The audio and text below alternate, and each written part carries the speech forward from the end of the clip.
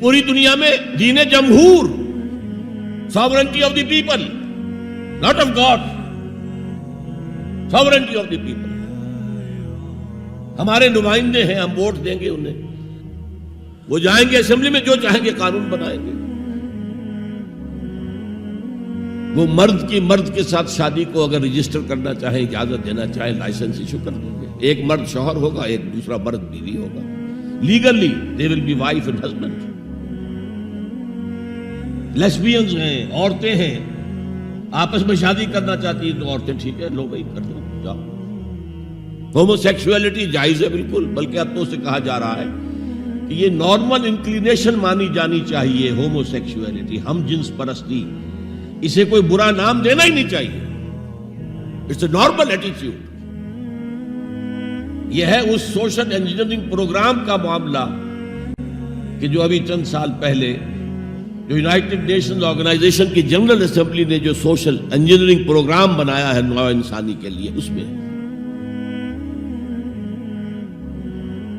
تو کیا مقصد تھا حضور کا کہ آپ کو دی گئی کتاب نمبر 1 الہدیٰ اور نمبر 2 دین حق،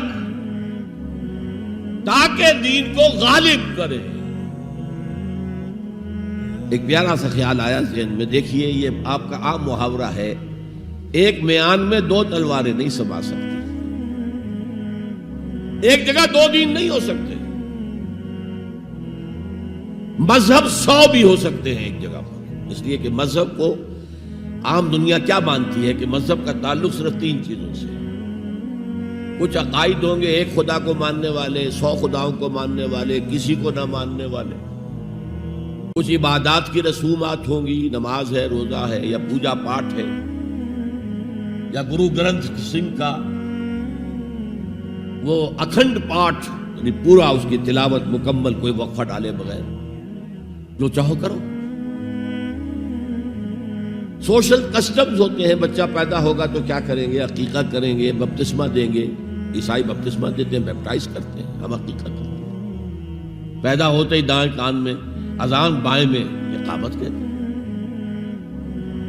کوئی مر جائے گا تو کیا کریں گے؟ ڈیڈ باڈی کا جلائیں گے یا دفنائیں گے، یا پارسیوں کی طرح کہیں اونچی جگہ پر رکھ دیں گے کہ کیلیں اور کوے آئیں اور کھا جائیں. کم سے کم ان کی غذا کا تو کام چلے نا. زمین میں دبا دیں گے تو مٹی ہوگا، مٹی میں مل جائے گا، کسی کے کام ہی نہیں آئے. 12 ان 3 چیزوں کے مجموعے کا نام ہے مذہب. جبکہ دین کے اندر 3 چیزیں مزید شامل ہو جاتی ہیں: سماجی نظام، معاشی نظام، سیاسی نظام. یہ 3 جمع 3 بن کر دین بنتا ہے. تو دین تو 2 نہیں ہو سکتے. جمہوریت اور آمریت تو ساتھ ساتھ نہیں ہو سکتے. کیپٹلزم اور کمیونزم تو ساتھ ساتھ نہیں ہو سکتے. ڈیموکریسی اور ملوکیت تو ساتھ ساتھ نہیں ہو سکتے. اس اعتبار سے ایک مغلوب ہوگا، ایک غالب ہوگا. مغلوب مذہب بن جائے گا اور غالب دین ہوگا. آج دین جمہور غالب ہے. اور یہ اقبال کا شعر ہے بڑا پیارا: بندگی میں گھٹ کے رہ جاتی ہے ایک جوئے کباب، اور آزادی میں بہرے بے قرار ہے زندگی. اگر دین آزاد ہے، غالب ہے، چھایا ہوا ہے، تو وہ ہے اصل دین، ورنہ وہ سکڑ کر مذہب بن جائے گا. ہم 60 سال پہلے دین انگریز پر تھے. حاکم کون تھا؟ وہ بادشاہ کو ملکہ بیٹھا ہوا یا بیٹھی ہوئی ہے انگلستان میں. وائس رائے یہاں ایک ہوتا تھا اس کا، لیکن وہ حاکم نہیں تھا، ساورن نہیں تھا. ساورنٹی ان کی تھی، اصل حکومت ان کی تھی. ہز میجسٹیز گورنمنٹ یا ہر میجسٹیز گورنمنٹ، ان کی تھی حکومت.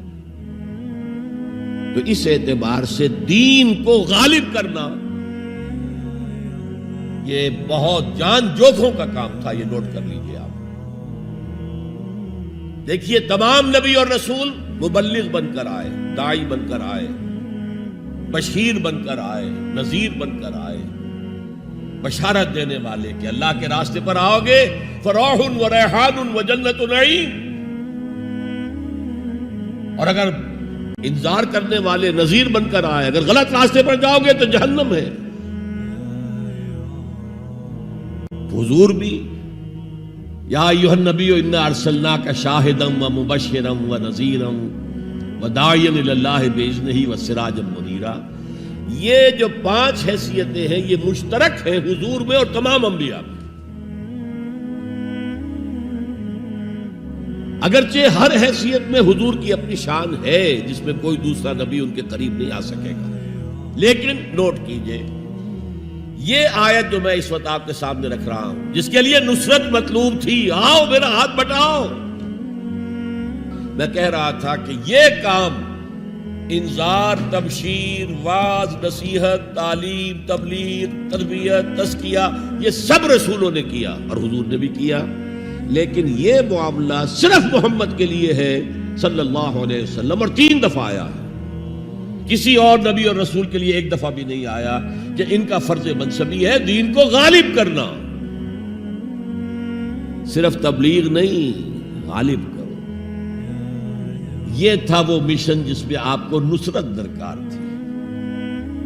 فالذین آمنوا بہ وعزروہ ونصروہ، مدد کریں. وہ مدد کس کام میں تھی؟ دین کو غالب کرنے کی.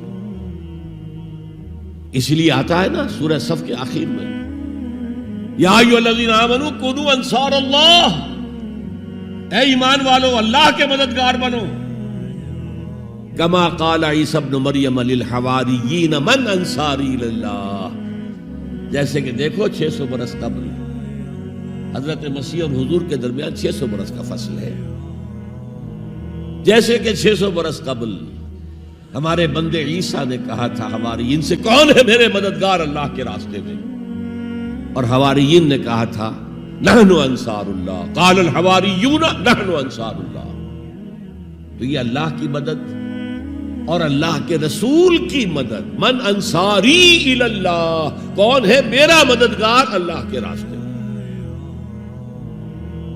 یہ ہے تیسری بات. یعنی کون ہے وہ لوگ جو اصل میں متبع محمد ہیں صلی اللہ علیہ وسلم. الذین یتبعون الرسول النبی الامی، ان کی شان کیا ہوگی؟ فالذین آمنوا بہ وعزروہ ونصروہ. اور چوتھی بات واتبعوا النور الذی انزل معہ، اور جو پیروی کریں گے، وہی اتباع کا لفظ چلا آ رہا ہے، اتباع اتباع اتباع. وہ اتباع کریں گے اس نور کا جو ان کے ساتھ نازل کیا جائے گا، یعنی یہ قرآن حکیم. فَأُولَئِكَ هُمُ الْمُفْلِحُونَ، تو وہ ہوں گے مددگار، وہ ہوں گے کامیاب ہونے والے، مفلحون میں سے ہوں گے. اللہم ربنا اجعلنا منہم، اللہ تعالی ہمیں ان میں شامل کرے. اب تھوڑا سا خاکہ میں آپ کے سامنے رکھنا چاہتا ہوں. حضور نے یہ کام کیسے کیا جو کسی اور نبی سے نہیں ہو سکا؟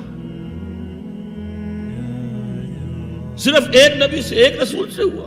نظام قائم کرنا، حکومت اللہ کی قائم کر دینا. جیسے کہ شاید آپ کو معلوم ہو کہ انجیل میں جو دعا ہے لارڈس پریئر کہلاتی ہے. جیسے ہمارے ہاں سورہ فاتحہ ہے، ایسا ہی مقام ہے لارڈس پریئر کا عیسائیوں کے. اس میں کیا الفاظ ہیں؟ Thy kingdom come, Thy will be done on earth as it is in heavens. اے اللہ، اے رب، تیری حکومت آئے، حکومت الہیہ قائم ہو جائے، تیری حکومت آئے.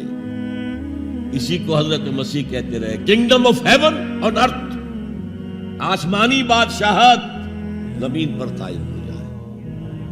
Thy kingdom come, Thy will be done on earth as it is in heavens. تیری مرضی جیسے آسمانوں میں پوری ہو رہی ہے، سارے سیارے، سارے ستارے، ساری گیلیکسیز، پوری کائنات جس طرح تیرے حکم کے پابند ہے، اے رب ایسے ہی تیری مرضی زمین پر بھی پوری. یہ کام جو ہے بڑا جان جوکھوں کا کام ہے. تبلیغ میں، تعلیم میں محنت ہوتی ہے، مشقت ہوتی ہے، وقت لگتا ہے، اس میں کوئی شک نہیں. لیکن محض تبلیغ، محض تعلیم، محض تربیت، محض تزکیہ، یہ محمد رسول اللہ کا طریقہ نہیں ہے۔ برا نہ مانیے، میری بات پر غور کیجیے۔ رب رب کر دے بڈھے ہو گئے اتے ملا پنڈت سارے، رب دا کھوج کھرا نہ لبا اتے نہ کیتے بئی نظارے، نہ کرب رب ہے کہندا جویں وچ قرآن سی پارے، پر بلے شاہ رب اونوں ملدا جیڑا یار تو تن من وارے۔